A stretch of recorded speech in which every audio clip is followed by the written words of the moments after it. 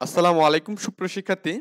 পঞ্চম শ্রেণীর গণিত টিউটোরিয়ালে আপনাকে আবারও স্বাগতম। আমরা এই পর্বে আলোচনা করব এখানে অনুশীলনী ২ এর ভাগ যে আমাদের এখানে করো, এখানে আমাদের এই ৪ থেকে ম্যাথগুলো আমরা সলভ করা শুরু করব।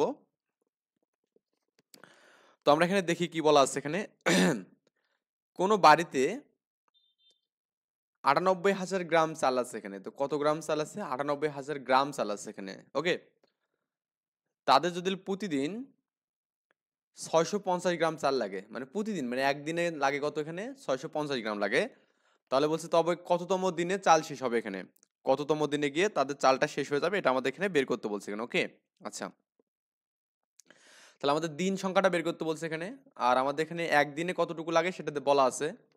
তো তাহলে আমাদের এখানে একদিনে লাগে এত গ্রাম, বা আপনি এখানে এত গ্রাম চাল লাগে একদিনে।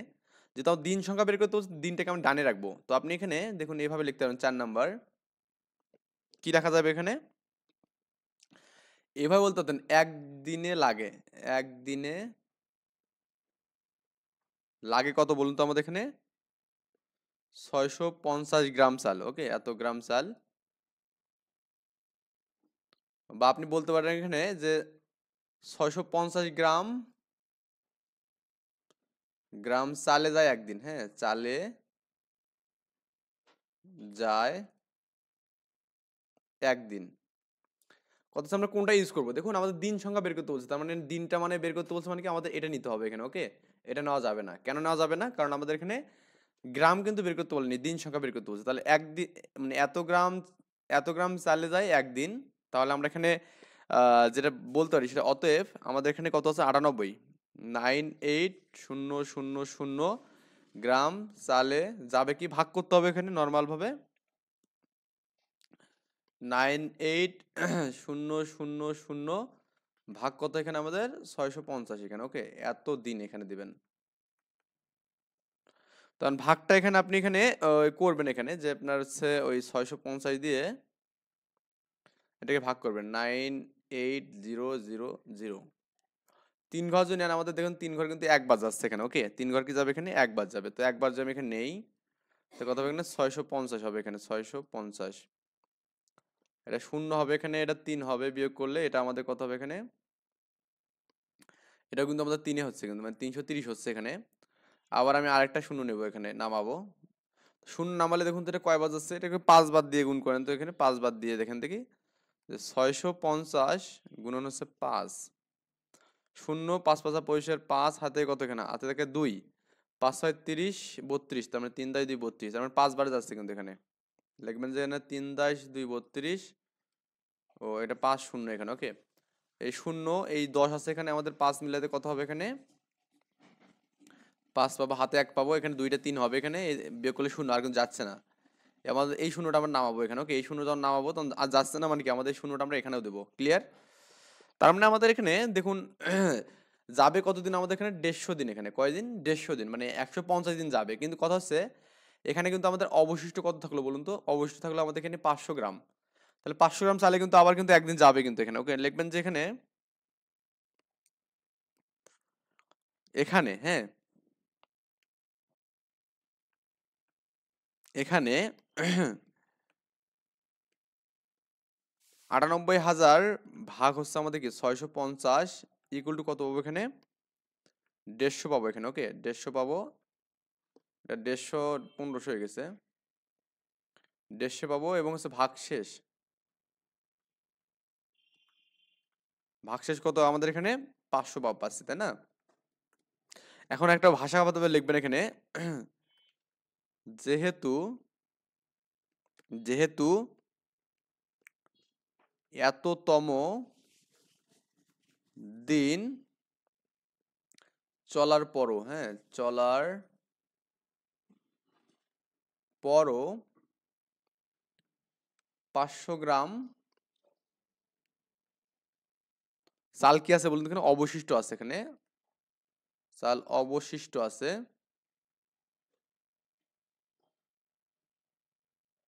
আছে। কাজই কাজই কি লেখা যাবে এখানে? চাল শেষ হবে, হ্যাঁ? চাল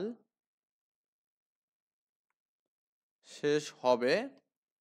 আমাদের 150 প্লাস কি 1 এততম দিনে, ওকে, মানে 151 দিনে শেষ হবে আর কি, এই বিষয়টা বললেই কিন্তু হয়ে যাবে।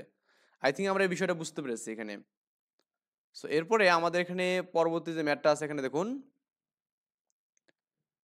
এখানে কিন্তু বলা আছে যে ক্রমবাচক সংখ্যা, এখানে মানে আমাদের ক্রমবাচক বলতে আমাদের এখানে একটা সংখ্যা ঊর্ধ্বক্রমে আপনি সাজায় লিখবেন তাও হবে, সমস্যা নাই।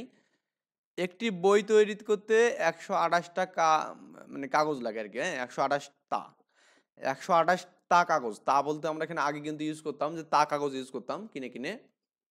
সো এখন বলছে এখানে যে আপনার এই এখানে 60,000টা তা কাগজ দিয়ে কতটি বই বানানো যাবে, তার মানে একটা বই বানানোর জন্য আমাদের 128টা তা কাগজ লাগছে এখানে, কিন্তু তাহলে 60,000-এর জন্য আমাদের কত লাগবে এখানে, তাহলে এই যে আগের মতো করে ভাগ করতে হবে এখানে, ওকে।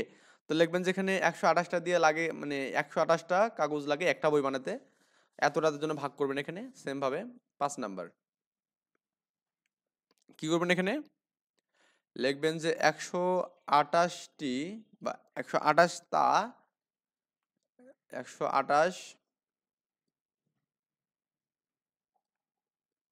তাই তৈরি হয় তৈরি হয় একটি বই, ওকে, একটি বই। তাহলে অতএব আমরা কি লিখবো এখানে, ওই যে আমাদের 60,000 আছে না, 1 1 2 3 এত তাই তৈরি হয়, ভাগ করবো এখানে, এই যে আমাদের 60,000 ভাগ হচ্ছে আমাদের 128, এতটি বই, ওকে, এতটি বই। এটা ভাগ করে দেখবেন যে ভাগ করে কত হয় একটা বসাতে হবে এখানে, ওকে। তো এখন আমরা একটু ভাগটা করবো এখানে, আমরা এখানে ওই 128 আছে না এখানে, এটা দ্বারা আমি কি 60,000-কে ভাগ করবো এখানে, ওকে।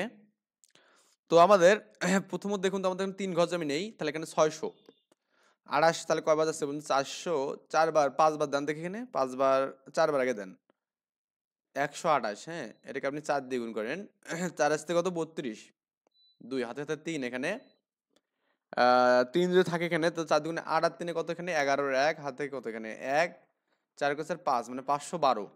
তো আরো কিন্তু 100টা যোগ করলে কিন্তু 600-কে অতিক্রম, তার মানে 4বার যাবে এখানে, 4বার দেন 512 হবে এখানে, ওকে।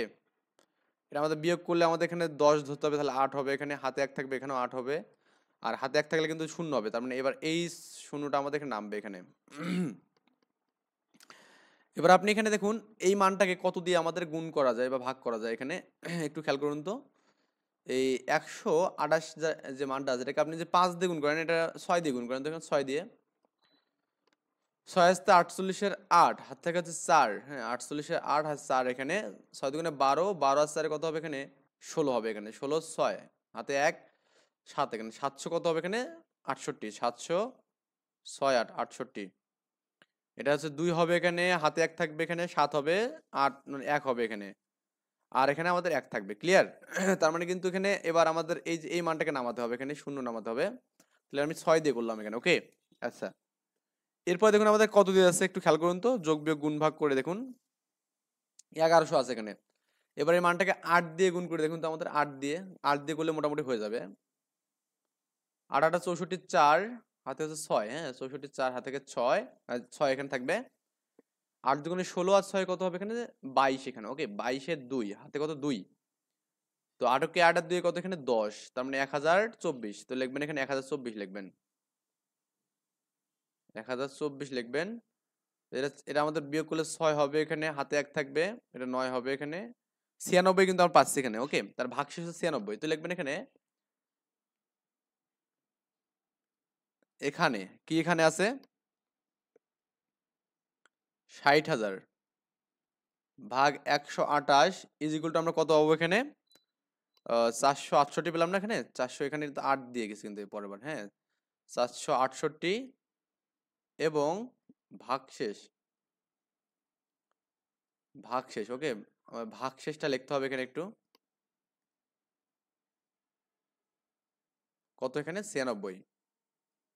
তার মানে এখানে একটা স্পষ্ট বিষয় যে আমাদের এখানে কয়টি বই তৈরি করা যাবে এখানে 468 দিয়ে, কিন্তু কথা হচ্ছে আমাদের 96টা পেজ কিন্তু আবার মানে তা কিন্তু আরো কিন্তু আছে, কিন্তু একটা একটা বই বানানোর জন্য আমাদের লাগবে 128টা, তো আপনি যদি এখানে আপনাকে 96টা পেজ দিয়ে যে একটা বই বানানো দেওয়া হয় তাহলে কি আপনি কি এটা মানবেন? এটা কিন্তু মানবেন না। ওই যে ওর এতটা পেজ আমার কেন এতটা হবে এখানে? তো এইজন্য আপনাকে যে কাজটা করতে হবে এখানে এটা বাদ দেন এখানে লিখবেন যে এখানে অতএব দিয়ে লিখবেন যে একদম ফাইনালি যে অতএব কি হবে এখানে অতএব 468টি বা এতটি, হ্যাঁ এতটি বই বানা যাবে, এতটি বই তৈরি করা যাবে এখানে। ওকে, এই হচ্ছে আমাদের বিষয়াদি। এখানে আই থিঙ্ক বুঝতে পারছেন ব্যাপারটা।